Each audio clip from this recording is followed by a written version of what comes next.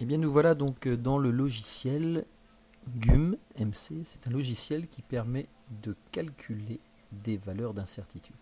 Alors sur la première page de logiciel, on a un certain nombre d'informations que je vous conseille donc de lire et qui vous permettront donc de déterminer avec précision tout ce qu'on peut faire avec ce logiciel. Et on va partir d'un exemple simple, celui qui vous est demandé notamment dans le TP numéro 1.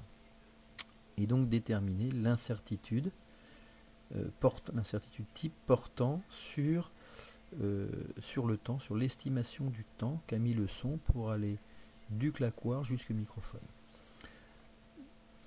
Sur l'onglet Bienvenue, donc cliquez tout de suite ici pour commencer. On veut déterminer la valeur d'une incertitude liée à une seule grandeur physique qui est le temps.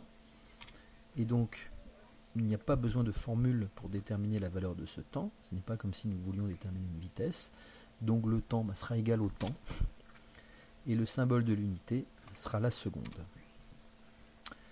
Une fois qu'on a déterminé cette relation, qui est une relation évidemment très simple, on passe à la suite en validant et en passant à ce qu'on appelle les grandeurs d'entrée. Alors, la valeur qui a été mesurée ici est ce qu'on appelle le mesurand, c'est-à-dire T, le temps. Nous n'avons pas pour l'instant calculé la moyenne des 8 valeurs de temps qui ont été mesurées. Nous allons donc cliquer sur ajouter une source d'erreur. Nous ne possédons pas une seule mesure de la valeur du temps, mais nous en possédons 8. Par conséquent, il s'agit d'une évaluation de type A. Nous validons. Une nouvelle fenêtre apparaît qui nous demande si nous avons déjà calculé la moyenne ou pas. Nous ne l'avons toujours pas calculé, ni l'écart type expérimental. Nous sommes dans le second cas. Nous cliquons sur OK. Ensuite, il est désormais temps de rentrer les valeurs de temps mesurées lors des 8 mesures. Donc, nous sommes là sur une phase de saisie des 8 mesures. Donc, j'indique dans ce tableau les valeurs que j'ai mesurées après avoir fait la manipulation. Donc bien penser à faire entrer après chaque insertion de valeur. Les valeurs étant rentrées, il est possible de les calculer et de valider pour reporter ces valeurs. Une nouvelle fenêtre apparaît alors. On nous demande notamment dans le TP une incertitude relative rentrant dans un intervalle de confiance de 95%. On valide. OK. Ce qui permettra donc de générer l'échantillon. Ne pas oublier à ce moment-là de valider, de calculer la grandeur de sortie.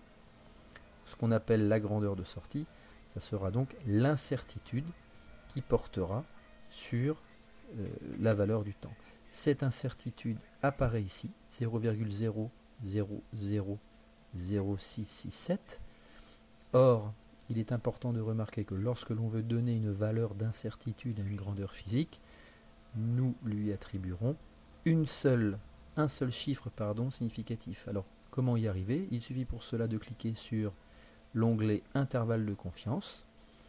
Et pour un taux de confiance de 95%, nous pouvons voir donc que la valeur de ce temps est de 0,0035 plus ou moins 0,0002 secondes.